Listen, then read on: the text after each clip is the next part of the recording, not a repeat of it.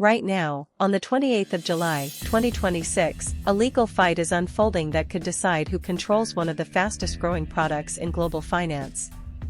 Perpetual futures, contracts with no expiry date that let traders bet on crypto prices with heavy leverage, now drive an estimated 90% of all crypto trading volume worldwide.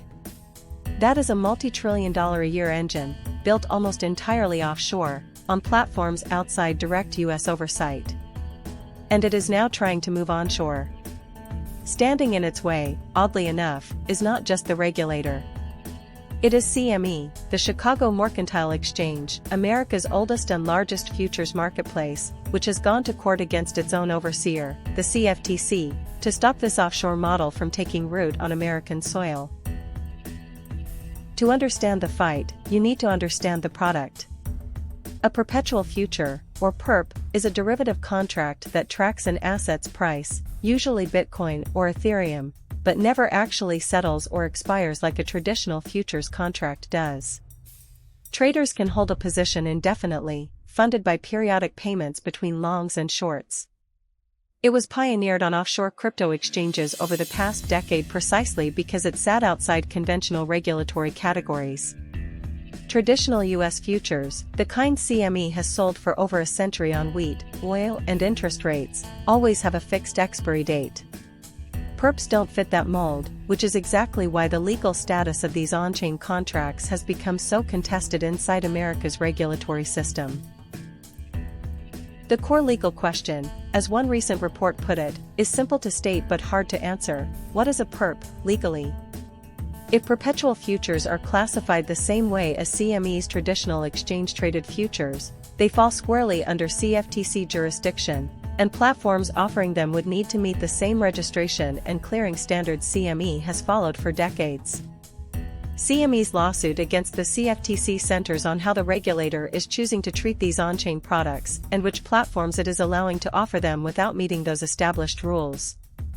For CME, this is not an abstract dispute. It strikes at the heart of a business model built on being the trusted, regulated middleman for derivatives trading in the United States. The CFTC hasn't been sitting still. Acting Chair Mike Selig has publicly pledged what he calls responsible regulation of perpetual futures, signaling the agency wants to bring these products into a supervised framework rather than ban them outright. That approach already has a landmark result. Kraken, one of America's longest-running crypto exchanges, announced in May 2026 that it would launch the first CFTC-regulated perpetual futures product for U.S. traders. That is a significant shift. It means a mainstream, compliant venue can now offer the same leveraged, expiry-free contracts that offshore platforms have profited from for years, but under CFTC supervision, with U.S. investor protections attached. The platform most associated with the offshore perpetual futures boom is Hyperliquid, a blockchain-based exchange that lets anyone trade leveraged perps without traditional identity verification.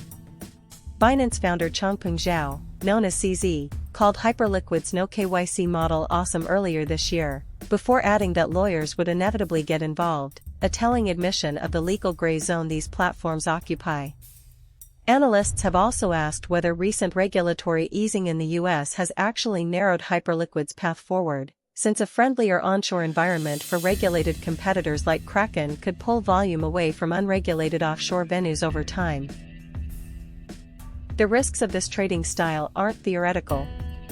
In June 2026, blockchain analytics firm Kraken reported that self-styled influencer Andrew Tate was liquidated 8 times in 24 hours while trading on Hyperliquid, a stark illustration of how quickly leveraged perpetual positions can be wiped out when prices swing. Stories like this matter to the regulatory debate because they show exactly what the CFTC and CME are arguing about in practice, not just in legal filings. High leverage, no expiry, and minimal identity checks can produce fast, brutal losses for retail traders, which is precisely the scenario regulators say they want to bring under proper oversight. Looking ahead, expect this fight to intensify rather than resolve quickly. CME's lawsuit sets up a courtroom decision that could redefine which products count as regulated futures in America, with implications far beyond crypto. Meanwhile, Kraken's regulated perpetual futures launch gives U.S. traders a compliant alternative for the first time, and other exchanges are likely to follow if the CFTC's approach holds. Offshore platforms like Hyperliquid face a genuine strategic choice: adapt toward compliance, or risk losing volume as regulated onshore products mature. Watch for further CFTC guidance on perp classification and possible court rulings in the coming months. Both will shape who wins this contest for trillions in trading flow. So here is the bottom line. Perpetual futures went from an offshore crypto invention to the dominant force in global trading volume, and now America's biggest regulated futures exchange is suing its own regulator to control how, and whether, that product operates onshore. Whatever the courts decide about what a perp legally is will shape everything from how Kraken and its rivals structure their products, to whether platforms like Hyperliquid can keep operating with minimal identity checks. For traders, the message is simple: leverage without proper oversight can liquidate you 8 times in a day, so as regulation catches up with this trillion-dollar market, choosing a properly regulated venue matters more than ever.